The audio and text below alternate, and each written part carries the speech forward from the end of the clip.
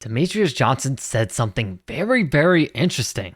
Check this out. When you fight boxing, it's boxing. Every person you fight in boxing is going to be good at boxing. Everybody you fight in kickboxing is going to be good at kickboxing.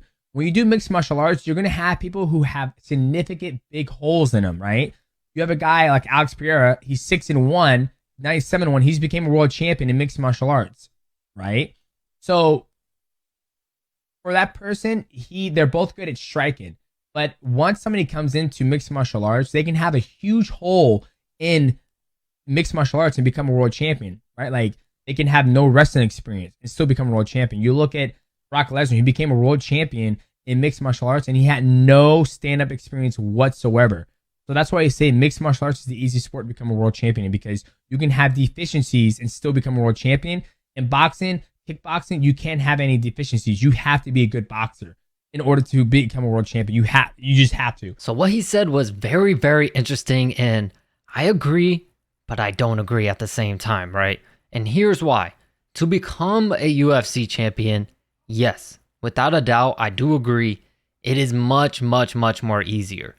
But here's where I think people might be misconstrued a little bit, is to be able to defend that title, similar to someone like John Jones, Amanda Nunes, Alexander Volkanovski, to defend the title over and over and over again.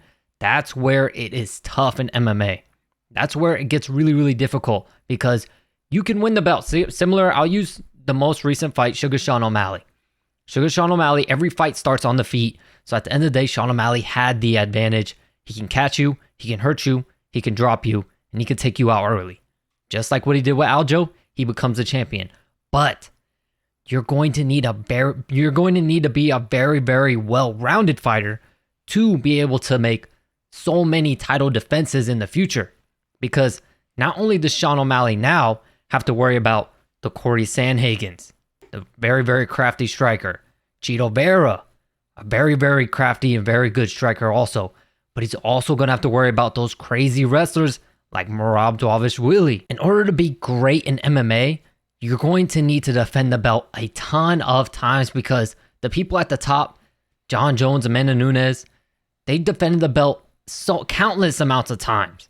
So to be great, to be among one of the greats, it's a lot tougher than other sports in my opinion, because yeah, you might not be as gifted in a certain area, and you're going to be fighting someone who's extremely gifted in that area. So it's a double-edged sword, man. Is it easy to become the champion?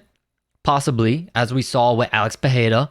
If you get, if the UFC likes you and they see you as a superstar, they could boost you and give you the correct matchups to boost you up to a title. And if the person holding the belt just happens to fight your style and fight in your favor, similar to Alex Pereira and Israel Adesanya, you can win the belt and become the champion. But the tough part is defending it. And as they always say, are you a real champion until you defend your throne? A lot of coaches, I've heard even my coaches in the past, a lot of my coaches say, you're not a real champion until your first defense. So he's got a point. I do agree that MMA, it's very, very easy to become the champion.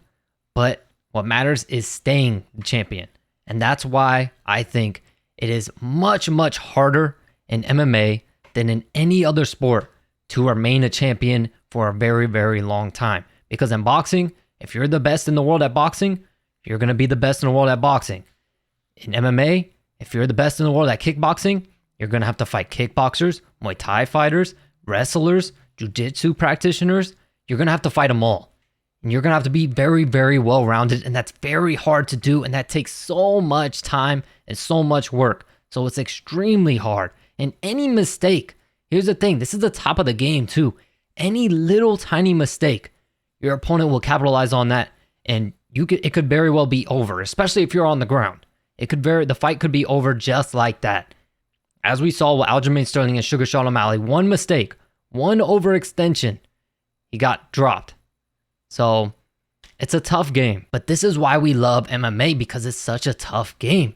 And it's so good, but this is also why we get so many different title changes and so many upsets. In boxing, you don't really see that many upsets going down that much at the top of every division. But in MMA, you see it countless. You see it, maybe we only see a few every year, but we get it way more often because it's just so much harder to remain the champion It is very, very difficult. But I'm curious to see what y'all think about this topic. I appreciate y'all for rocking with me as always, and I'll catch you in the next video.